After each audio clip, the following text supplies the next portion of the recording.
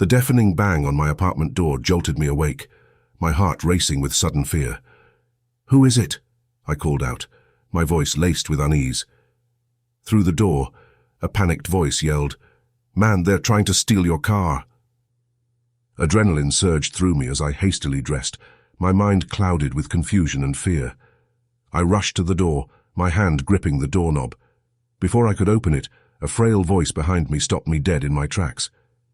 The elderly lady from the apartment next door, Mrs. Thompson, appeared, her eyes wide with concern. "Don't go out there. That man banging on your door? He's one of the thieves. Come into my apartment, you could see all three of them. For some reason they can't steal your car. They was trying to saw off your steering wheel. You see that little guy with the black hat? He's the one that came in here banging on your door." Dread washed over me as I comprehended the situation. The loud ruckus had been a ruse to lure me out, orchestrated by the very people trying to steal my car. My mind raced, and I felt a chill crawl up my spine. With my car's registration papers and mail inside, they now had my address and apartment number. That's how they knew my apartment location.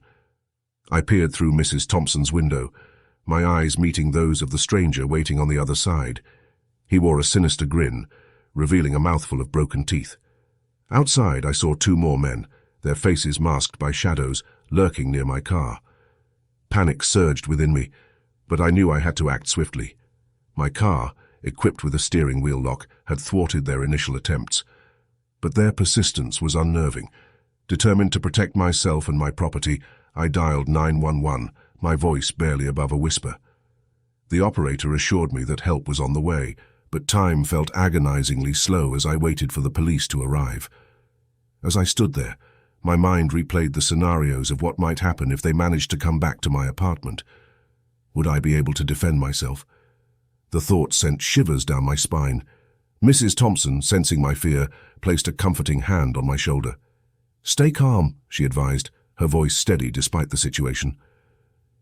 Minutes felt like hours, but finally the distant wailing of sirens filled the air. The thieves, alerted by the approaching police, fled into the night, leaving behind a trail of fear and uncertainty. The police arrived, their presence providing a sense of security. They assured me they would increase patrols in the area and offered advice on improving my apartment security. In the aftermath of that terrifying night, I vowed never to leave my personal information in my car again. The incident became a chilling reminder of the importance of vigilance and caution, a lesson learned at the cost of a restless night and a newfound awareness of the dangers lurking just beyond the safety of my front door. Help me! Help! Help! Help! Ah!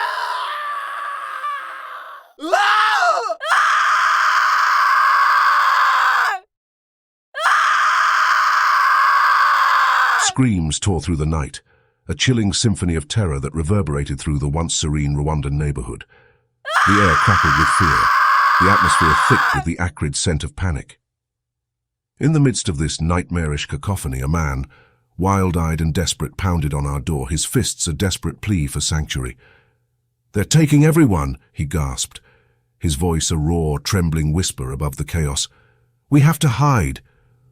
Fear gripped us like a vice, paralyzing our limbs as we comprehended the horror unfolding outside our fragile haven. The president was dead, his assassination a catalyst for the unleashing of madness upon our nation. Ethnicity, once a mere identifier, had become a death sentence.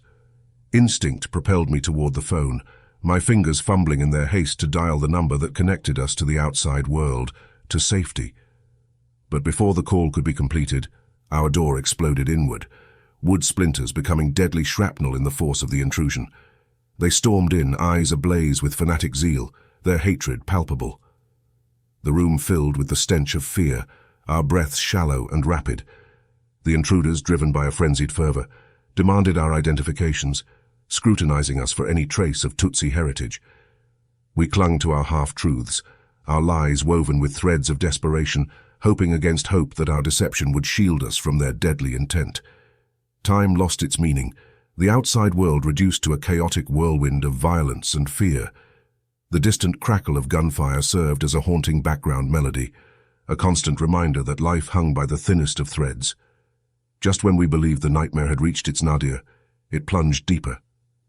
With a chilling determination, they decided our knowledge made us dangerous, our mere presence a threat. In an instant we were seized, torn from the relative safety of our refuge. Darkness swallowed us as we were dragged away, our voices drowned in the night's symphony of horror. The unknown stretched before us like an endless abyss, shrouded in mystery and terror. Questions plagued our minds like relentless specters. Where were they taking us? What fate awaited us in this shadowy labyrinth? The suspense was suffocating, each moment pregnant with anticipation and dread. In the midst of our fear, a glimmer of determination flickered. We were not the kind to succumb easily, not without a fight. Clinging to hope like a fragile lifeline, we resolved to escape, to find our way back to the world we knew before chaos had descended upon our lives.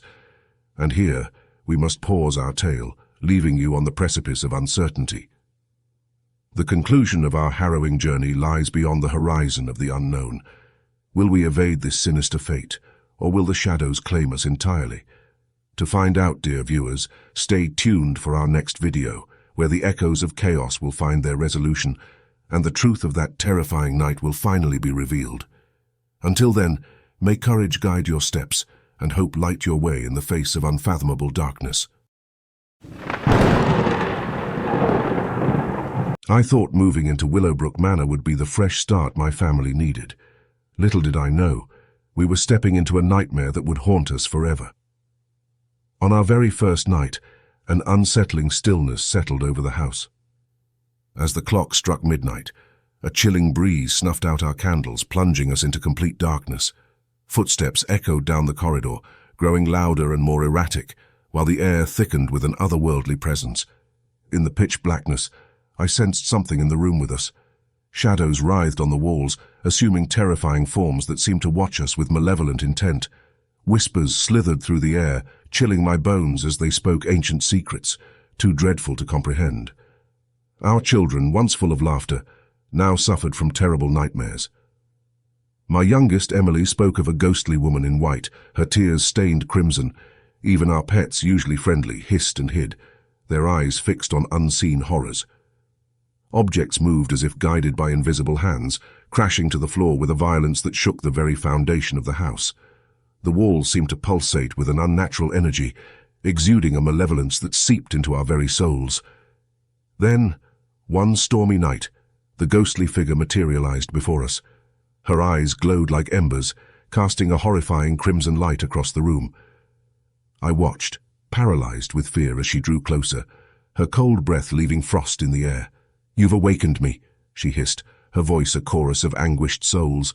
"This house is mine, and I will never let you leave." We tried to escape, but the doors slammed shut, trapping us within the suffocating grip of the manor. The ghostly apparition haunted our every step, her whispers planting seeds of madness in our minds. Our once loving family was torn apart by paranoia and despair. As days turned to weeks, the house seemed to feed on our fear, growing stronger with each terrified scream. Shadows twisted into grotesque figures, and the air reeked of decay.